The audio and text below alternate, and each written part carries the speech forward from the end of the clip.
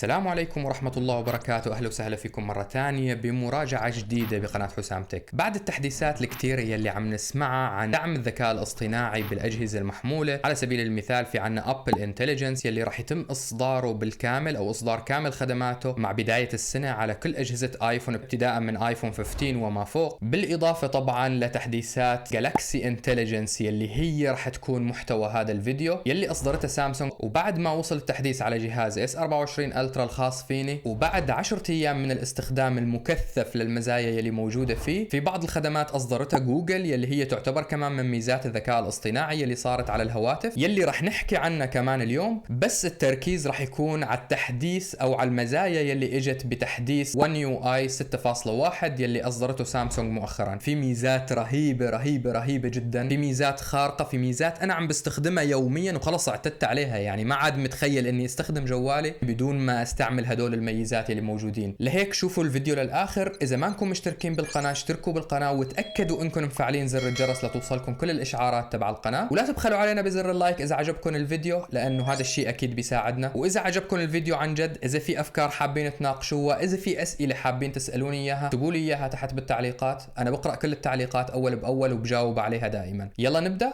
بشوفكم بعد 10 ثواني.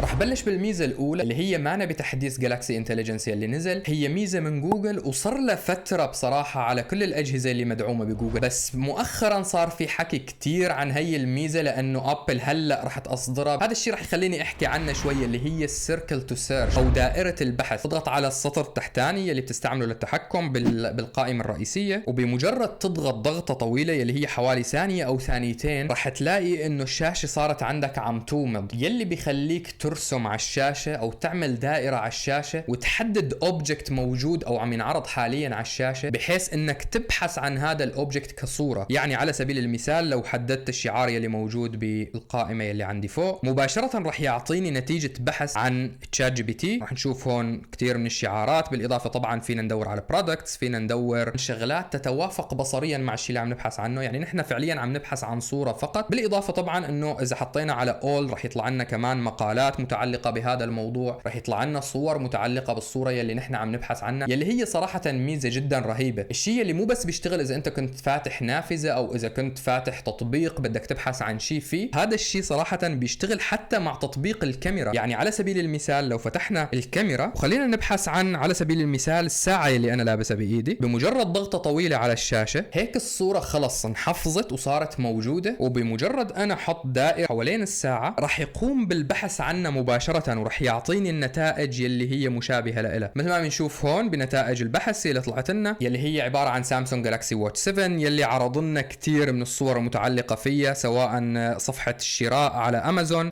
سواء ساعات بتشبهها بالتصميم أو بتشبهها بالميزات. شيء صراحة لقيته خارق وساعدني كثير إني أدور على كثير منتجات أونلاين لما بحتاج إني أشتريها. طبعا ميزة مثل هاي كانت موجودة بتطبيقات من قبل، تطبيقات التسوق مثل أمازون، مثل تيمو، مثل شي إن، كانت موجودة هي الميزة قبل هالشيء. الجديد حاليا انه انت هون عم تبحث عن الصورة مو بس بتطبيقات التسوق، انت عم تبحث عن الصورة بكل الانترنت، بيبحث لك بكل مواقع التسوق، بيبحث لك كل المقالات بكل الاخبار، بحيث انه يعطيك نتيجة بحث كاملة عن الشيء اللي انت عم تبحث عنه. شيء تاني كمان حابب احكي عنه يلي هو كمان شيء من جوجل، صار فيك بنفس الزر يلي انت عم تضغط عليه ليطالع لك دائرة البحث، حتلاقي انه في عندك زرين تحت جنب مربع البحث تبع جوجل يلي هن زر الموسيقى وزر الترجمة. نبلش بزر الموسيقى يلي هو صراحة رهيب رهيب رهيب بكل ما للكلمة من معنى، لأن هذا الزر بيسمح لك مو بس إنك تبحث عن غنية أنت عم تسمعها حاليا أو عن موسيقى أنت عم تسمعها حاليا، هذا الشيء بيسمح لك إنك تدندن الغنية بلسانك أو بتمك، تعمل الصوت يلي عم يخطر ببالك حاليا، خاصة لما تيجيك هاي الأفكار بعد الساعة 3 بالليل، إنه والله في غنية سمعتها من 10 سنين كانت فيها تم ما بعرف شو كذا، مباشرة انت دندن له الغنية وروح يطالع لك اياها. هذا الشيء جدا جدا رهيب. يعني على سبيل المثال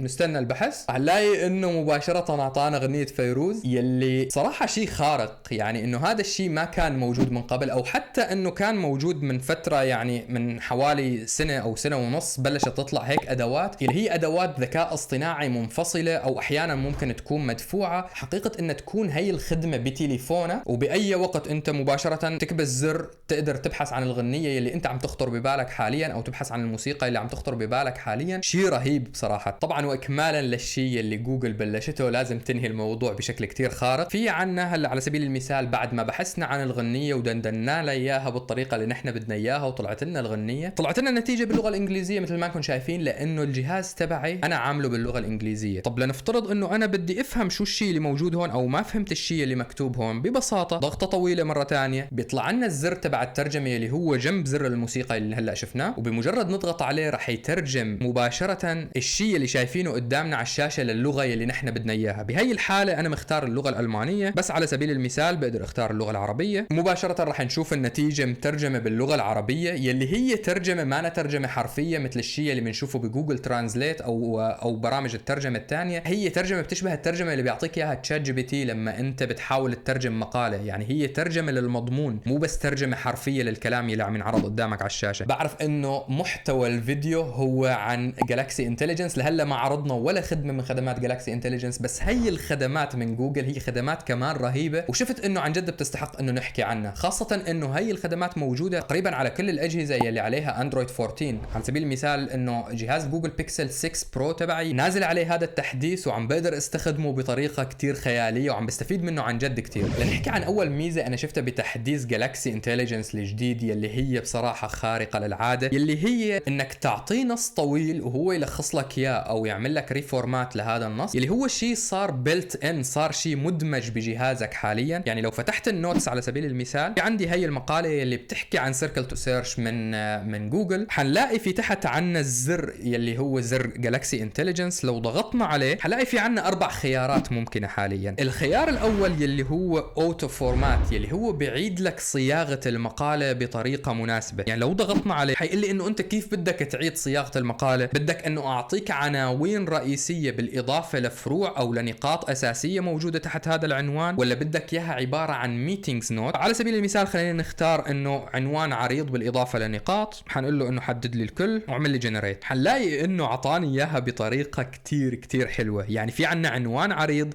عنوان فرعي، وبعدين ضمن كل عنوان فرعي رح نلاقي انه رتب لنا المحتوى تبع هذا العنوان بطريقة كتير جميلة صراحة. ومو بس هيك، انه هو كمان عم يعطينا اكثر من صياغة للمقالة. يعني لو رحنا اليمين شوي هنلاقي انه في طريقة تانية تم صياغة المقالة فيها، كمان طريقة ثالثة، طريقة رابعة. يعني في عنا طرق متعددة، ونحن بنختار يلي بيعجبنا بالنهاية، يلي هو شيء كتير حلو وكتير استفدت منه، خاصة لما بيكون في عندك مقالة طويلة او نص انت كاتبه بايدك، بس النص معجوق وفايت ببعضه وبدك تقعد ترتبه ساعتين وما بعرف شو. لا، بكبسة زر بتكبس على النص خلص ترتب النص وصار جاهز. الشغلة الثانية او الخيار الثاني يلي هو تلخيص المقالة، يلي هو شيء كمان كتير خرافي وكتير استفدت منه، خاصة لما اكون عم دور على ريسورسز للفيديوهات تبعاتي. في عندي مقالات كتير طويلة ما بدي كتير غوص بالمقالة واقعد اقراها من اولها لاخرها لحتى اعرف انه انا في المعلومات اللي انا بدي اياها او ما في المعلومات اللي انا بدي اياها. لا، ببساطة انا بعمل سمرايز يلي هي عبارة عن تلخيص للمقالة، بحدد له النص بالكامل وبقول له اعطيني السمري، اعطيني الخلاصه، اعطيني الزبده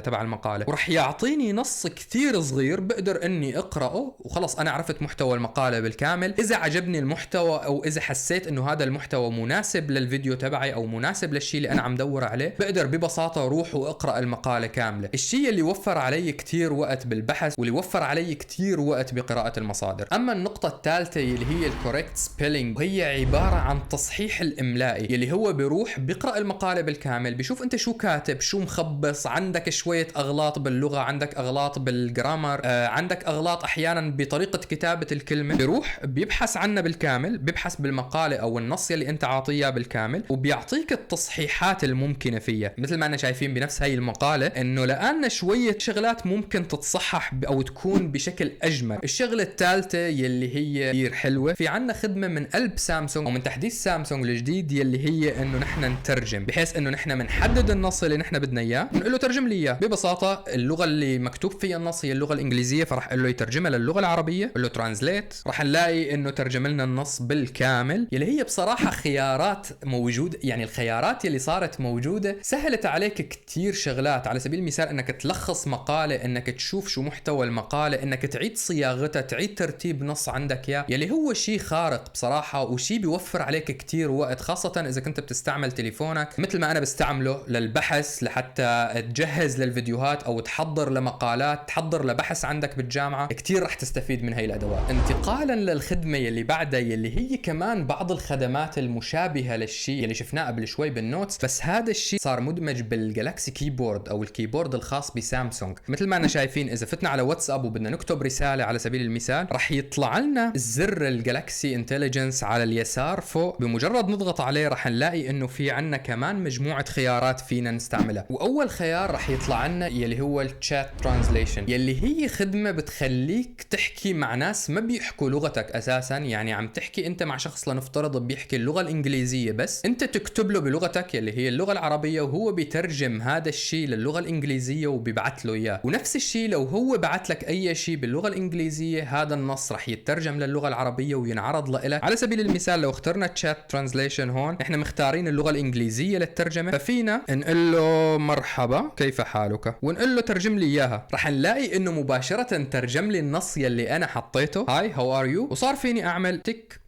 صارت الرسالة عنده باللغة تبعه الأساسية. وفي حال أنا إجاني رسالة من هذا الشخص باللغة الإنجليزية، كمان هي الأداة رح تقوم بترجمة النص يلي عم ينعرض قدامي، بحيث إنه أنا أشوفه باللغة يلي أنا بفهمها يلي هي اللغة العربية. الشغلة الثانية اللي موجودة عنا بجالكسي انتليجنس كومبوزر، يلي وظيفته إنه يعيد صياغة النصوص. يعني على سبيل المثال لو استعملنا الكومبوزر، فيني أنا أقول له مرحبا كيفك شو الأخبار، وهون نحن بنحدد الطريقة يلي نحن بدنا نرد فيها. يعني على سبيل المثال في عنا 4 طرق. طريقة الستاندرد او الاعتيادية فينا نرد عليه على انه ايميل، وفينا نرد على اساس انه هو سوشيال ميديا، ممكن انه يضيف له شوية هاشتاجات، شوية ايموجيز، شوية شغلات، الشيء اللي بيخليه مناسب اكثر للسوشيال ميديا. بالاضافة انه فينا نختار خيار الكومنت في حال نحن عم نعلق على السوشيال ميديا، في حال عم نحط تعليق على يوتيوب، على فيسبوك، كذا كمان بصيغة بطريقة مناسبة للتعليق. لو استخدمنا على سبيل المثال السوشيال ميديا هلا واخترنا بولايت اللي هي انه بشكل مؤدب اكثر او بشكل محترم، بقول له جنريت، رح نلاقي انه عاد لي صياغه النص بطريقه اول شيء مناسبه للسوشيال ميديا، بحيث انه ضاف شويه ايموجيز، ضاف شويه هاشتاجات، وعمل النص بطريقه محترمه جدا او بطريقه تعتبر رسميه اكثر. طيب لنفترض انه نحن عملنا انسيرت لهذا النص، بس انا هذا النص ما عجبني، انا حابب اعمل له صياغه بطرقه ثانيه. بنروح على الخدمه يلي هي الخدمه الثالثه اللي موجوده بالكيبورد حاليا، يلي هي الرايتنج ستايل او طريقه الكتابه. لو ضغطنا عليها رح نلاقي انه هو رح يعمل توليد تلقائي لعده طرق كتابه، ابتداء من النص يلي انا بلشت فيه. يعني على سبيل المثال بالنص اللي انا اعطيته اياه رح يعطيني اياه تحت خانه اوريجينال، رح يورجيني انه في عنا طريقه بروفيشنال او طريقه احترافيه للرد بنفس الطريقه، في عنا الطريقه الكاجوال او الاعتياديه يلي انت بتحكي فيها مع رفقاتك، بتحكي فيها مع اصحابك، في عنا طريقه خاصه بالسوشيال ميديا، في عنا طريقه رسميه بولايت، في عنا طريقه فيها ايموجيز اكثر، ايموجيفاي بسميها. ونحن بنختار الشيء. يعني على سبيل المثال لو اخترنا البروفيشنال حنقول له انسرت، عدل لي النص مباشره قبل ما انا ابعته. طبعا هي الشغله انت فيك تستخدمها سواء ببرنامج الايميل تبعك، سواء بالواتساب، بفيسبوك، باي مكان انت عم تكتب فيه تقدر تستخدم هي الميزات يلي هي صراحه كتير حلوه. يعني تخيل حالك عم تكتب هلا بلغه انجليزيه او بلغه انت ما بتعرفها، بدك انه يكون النص تبعك احترافي، بدك النص تبعك يكون خالي من الاخطاء، رح تستعمل هدول الادوات. وعلى سيره خالي من الاخطاء رح نيجي للخدمه الرابعه يلي موجوده بالكيبورد، يلي هي spelling and grammar او القواعد النحويه والاخطاء الاملائيه. لو ضغطنا عليها رح يقوم بتحليل النص يلي موجود عندي حاليا، وبيقول لي اذا في اي شغلات لازم تتعدل، مثل ما شفنا قبل شوي بجالكسي نوتس، انه اذا في عندي اخطاء ممكن انه نصححها، اذا في عندي شغلات ممكن تكون اجمل لو تم وضعها بهذا المكان، انه في عندك خلص بيئه متكامله للكتابه او بيئه متكامله للمراسله بالكيبورد تبعك. بس انت مانك مضطر لا تروح على تشات جي بي تي، مانك مضطر تروح على جيميناي، مانك مضطر تستعمل اي اداة ذكاء اصطناعي خارج عن الهاتف تبعك، بكفي انه يكون معك الهاتف تبعك خلص كل شيء تمام. وطبعا شفنا تحليل للنصوص او تعامل مع النصوص، شفنا تعامل مع الموسيقى او بحث عن الموسيقى. لازم نختم الايكو سيستم تبعنا او لازم نختم النظام يلي عنا بتعديل الصور، يلي التحديث الجديد صراحة في شغلات كتير كتير كتير كتير حلوة.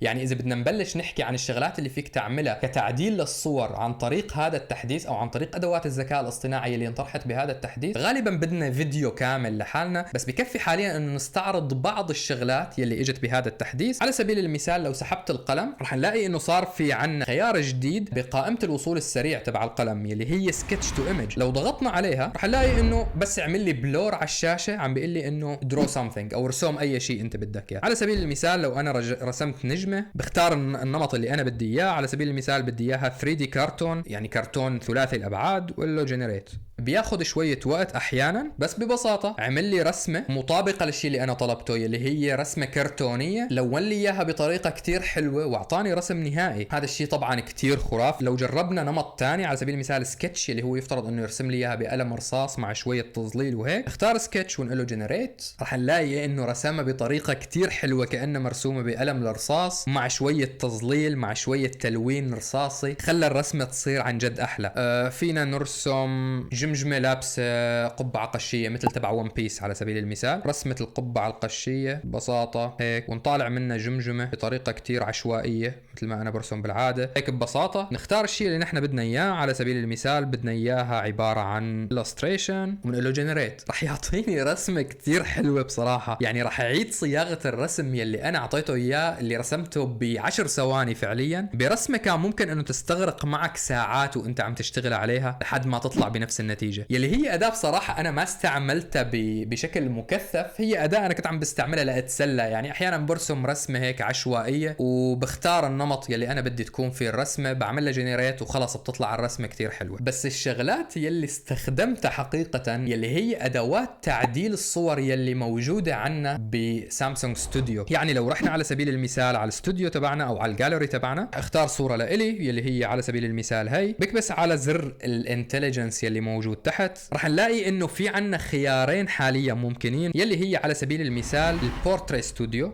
يعني لو ضغطنا عليها بهي الحاله هو رح يقوم بالتعرف على الوجه يلي موجود بالصوره، وفينا نختار نحن النمط يلي بدنا اياه. يعني على سبيل المثال لو اخترنا سكتش يلي هو رسم بقلم الرصاص مثل ما شفنا قبل شوي، اعطيناه جنريت، رح نلاقي انه اعطانا رسومات بتجنن انطلاقا من الصوره يلي نحن طلعنا منها. يعني حاول قدر الامكان انه يقرب للملامح يلي كانت موجوده بالصوره، بالاضافه انه حاول انه يضيف التفاصيل مثل على سبيل المثال النظاره، مثل الطاقيه يلي كنت انا لابسها، صحيح ما بتشبه الطاقيه اللي انا كنت لابسها بس انه شيء بيشبهها. لو رحنا كمان وغيرنا مثلا على سبيل المثال انا بدي اياه شخصيه كرتونيه ثلاثيه الابعاد، حنلاقي انه اعطانا نتيجه بصراحه كتير حلوه. الشيء الوحيد اللي بصراحه انا بتمناه من سامسونج انه يكون في عنا اكثر من الاربع خيارات يلي موجودين حاليا. اذا بيتيحوا شويه شغلات بصراحه راح يكون الوضع كتير خارق. يعني انا ماني متخيل كم الشغلات اللي ممكن تعملها بهيك شيء. طبعا لو عجبتك الصوره على سبيل المثال، انا هي الصوره عجبتني، بضغط على زر السيف، الصوره خلاص صارت بالجاليري تبعي، راح الاقيها هون. طيب رجوعا للصوره الاساسيه اللي نحن بلشنا منها على سبيل المثال، راح نرد نضغط على زر جالاكسي انتليجنس، راح نلاقي انه في عنا شيء اسمه سكتش تو ايمج.